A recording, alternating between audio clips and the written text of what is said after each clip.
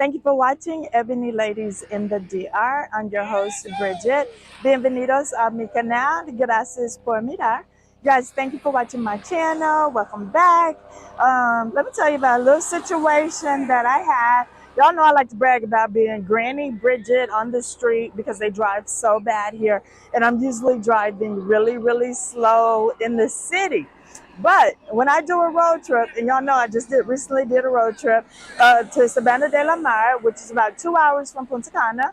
So whenever I do a road trip and I'm the driver, I really like to drive fast, right? So, and I'm not used to them having speed traps or having the radar guns and all of that. Well, I told y'all things are changing in Punta Cana, and that's one of the things that changed. Oh my God, I wish I would have known. Why didn't y'all tell me? Just like I give y'all information, y'all have to give me information, right? So nobody told me that the police officers now have radar guns. So I was speeding. So when I got pulled over, yeah, I'm embarrassed to say, once I got pulled over, also my driver's license was expired. So I'm used to that's that American thing, used to American lifestyle. In the US, that's something I would have done because it's right around the corner from me, no big deal. But they give you like a 30-day, well, really, yeah, they give you like a 30-day grace period for expired license in the United States. Well, Bridget is in the Dominican Republic, so no 30-day grace period. So y'all, I got a ticket for and driving with an expired driver's license, and I got a ticket for speeding. I was so upset. And then he was insistent that we had to pay it there or the car, not just me. The car could not go forward. And I was just like, using my Spanish. And I was like, no, I was told, making up stuff. I was told that not pay the police officers on the street. You got to pay it at the bank, get the ticket, take the ticket to the bank. He was like, no, no, you got to pay this or you're not going forward. And you cannot drive. Well, I knew that. And so Devlin was there, y'all, mi esposo. So Devlin came over and, and they were like, you got to pay it in cash. Now, the tickets were expensive. I was a little bit shocked. Each ticket was $78, and I'm at the beach, y'all. I'm so distracted.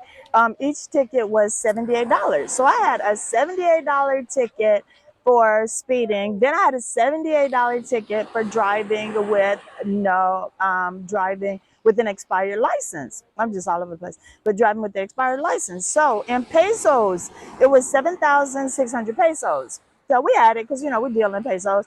Or if you want to pay U.S. cash, it was the exchange rate right now is like $55.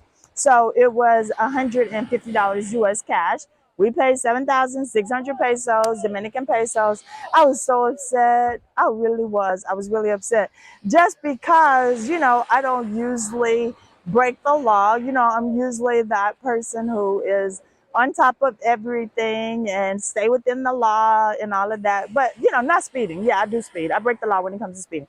So, but not anymore because I'm not planning on giving Dominican Republic any more of my hard-earned money for a speeding ticket because I was in nobody's hurry. It was just habit speeding. Okay, so let me tell y'all about the exchange. There were two police officers. One police officer pulled it over because you know how they flag you. So not in police cars and pull you over. They flag you on the street. And I really didn't even pay them any attention until I was right there on them. So I know I was speeding. And Devlin was in the car behind me. So he was like, yeah, you were definitely speeding.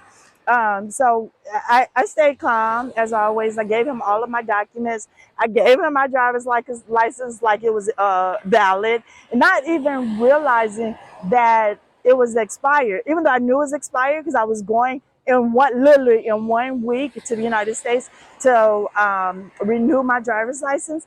And so I was like not even thinking because I should have had my sister driving. She was in the car with me, or Devlin, had him drive, and I just rode in the second car because it was like a couple of us going. But, it is what it is. You live and learn. But let me tell you about the exchange, back to that. So there were two Dominican police officers that pulled us over. I'm going to tell y'all guys, he was pleasant from the beginning to the end. I never felt any tension. It was not a hostile exchange.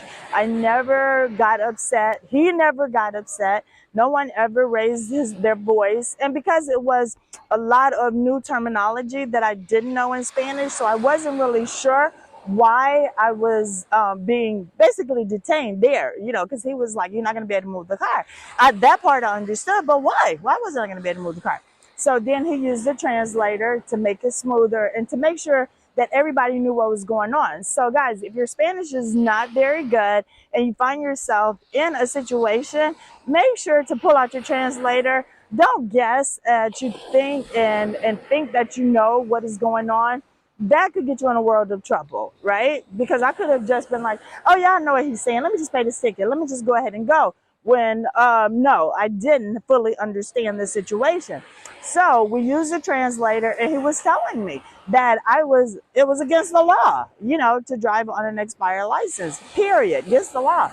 And had nobody been with me, I would have been going to jail. So good thing people were with me, y'all. I don't be traveling on these Dominican streets on road trips by myself. But I will, you know, if I'm legal, no problem. But I have since gotten my driver's license renewed. I did fly to the United States and get my driver's license renewed. So I'm legal again. I know somebody's going to ask, well, why don't you just get your Dominican Republic driver's license? Because I don't think half of the Dominicans here have driver's license because everybody drives so bad. So I think they are just going with the flow. So I'm not going to waste any money getting a Dominican Republic driver's license. And because I'm going to have dual citizenship very, very soon. I have a Dominican passport soon. So I want to keep my U.S. Driver's license because y'all know I go back and forth into the U.S. and I work events and I'm a public speaker and I do different things. So when I go to the U.S., I need my U.S. driver's license. I really don't think I don't know, but I'm sure I could drive in the United States with a Dominican Republic driver's license. But some of the events that I work, they definitely want me to have a U.S. driver's license. And y'all know I am not trying to mess up my money. I need all my money. So I am going to continue to renew my United States driver's license.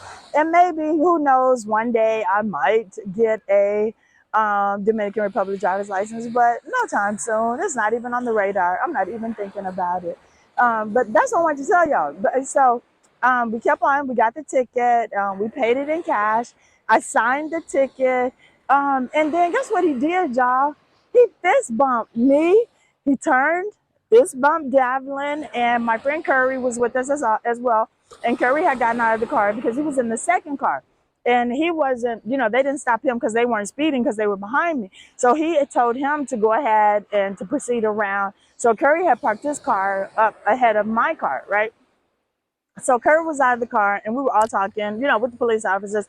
Everybody wished each other a happy new year. He was super duper nice. He was so pleasant, and, you know, and he was just advising me that is, you know, very important not to do it because some police officers, they will detain me, even if it's other people in the car that can drive the car off. He had the option to detain me because I was basically breaking the law in the Dominican Republic. But he said no, he's not going to because we had other drivers and we paid the fine. Y'all, I'm just sweating. It's such a beautiful day. And we paid the fine and we were able to go on our way. But had it been in the U.S., I'm still going to be calm, but my heart would have been pounding. It would have been basically to the point of an anxiety attack for me because after everything that is going on in the United States and you know how hostile the exchanges are, and it's not to say that all police officers in the U.S. Are bad cops, but there are so many that have gotten a bad rap. There are so many things that are happening to Americans, especially Black Americans, at the hands of the police officers in the United States that it would have literally ruined my day. I had the exchange even gone the exact same way, that the police officer would have been nice and kind and wished us a happy new year and all of that stuff, I still would have walked away with my heart pounding and my palms sweating and all of that. But here I was so calm and so relaxed, and that's, you know, I was just like, okay, you know, it is what it is. I was wrong. You know, there's no way that I could get on here and be like bashing the police or saying anything rude or negative or ugly because I was breaking the law in two ways, right? Driving with an expired license and speeding. So I know, you know, I'm a big girl. I know how to own it, and I owned it, and I paid my fine. So I know now people in the comments are going to be like, oh, they pocketed that money, blah, blah, blah. You know what, y'all? I can't even go there with y'all because I don't know. There's no way that I could prove it to be a fact or a lie. So there's no way that that I could say I know exactly what he did with that money. Based on our interaction, I felt like he was an honest police officer, and he may not have been. I have been a bad judge of character more than once, and I'm sure I will again. But just from the interaction, I felt like he was an honest cop. If he didn't if he didn't do the right thing with the money, if he did pocket the money and all of that, all I can say is, his time will come, karma, it comes back at you, and hopefully he didn't risk his relationship with God, in my opinion, to steal $150. That's all I'm gonna say. So, guys, don't blast it in the comments that I'm naive and that I trust everybody, blah blah blah. That's not the point. Is that there was nothing else literally that I could do but pay it and hope that he turns the money into the government and they do the right thing with it. It is what it is. But I just wanted to share with y'all that experience because people on here, some of my subscribers, they said I make it seem like the Dominican Republic is perfect and that nothing bad ever happens. And that was not such a bad thing, but it was a situation that happened. I got pulled over by the police, I got 2 tickets, and I got sent on my way, all due to my fault. But just as to show y'all that I show y'all every aspect of my life here in the Dominican Republic. I'm not just showing y'all, oh, the beautiful feeds like I am on right now, or, all of the excursions, all the good food I eat, all the fun I have at the parties and things like that. I show y'all every bit of my everyday, my day-to-day life and what it's like living here and the things and consequences and situations that I get in. You know, it's real life. This is what's happening. And you know what? It didn't ruin anybody's day that was with us. We all had a good time. We were all happy and we paid the money. And that's why it's good to be financially secure. You know what I'm saying? To have an extra $150 out of your little budget for the day for your excursions. We didn't miss a beat. We still had a ball. Everything went as planned, and so that's what it is. So I just tell y'all, when y'all come here, have an open mind. Don't come with a negative attitude. Don't let little things ruin your day and all of that. We got all the naked European men behind me in their bikinis, panties, on the beach. We always say it's the European men that wear the skimpies. But anyway. But you guys, thank you for watching the channel. Please don't forget to hit the like, subscribe, and share button. And right here on YouTube, every Thursday, 9 p.m. Eastern Standard Time, I'm Bridget, the Ebony Ladies in the DR. You guys have a great day and talk to y'all soon.